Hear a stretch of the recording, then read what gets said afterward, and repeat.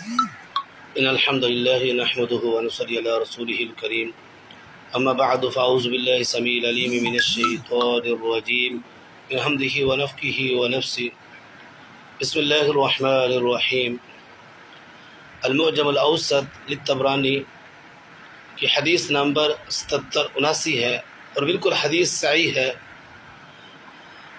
رسول اللہ صلی اللہ علیہ وسلم نے ارشاد فرمایا کہ جب تلبیہ کہنے والا تلبیہ کہتا ہے تو اسے خوشخبری سنائی جاتی ہے، اور جب تکبیر کہنے والا تکبیر کہتا ہے تو اسے بھی خوشخبری سنائی جاتی ہے۔ تو صحابہ اکرام نے عرض کی، سوال کیا، یا رسول اللہ کیا جنت کی خوشخبری سنائی جاتی ہے؟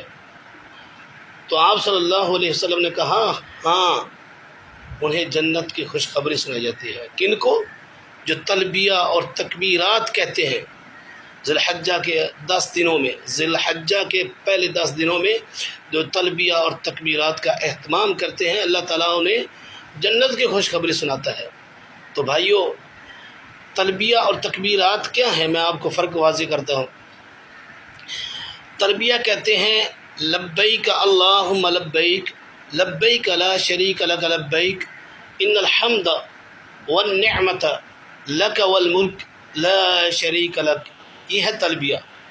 اور تکبیر کہتے ہیں اللہ اکبر اللہ اکبر، لا الہ الا اللہ واللہ اکبر، اللہ اکبر وللہ الحمد، یہ تکبیر ہے۔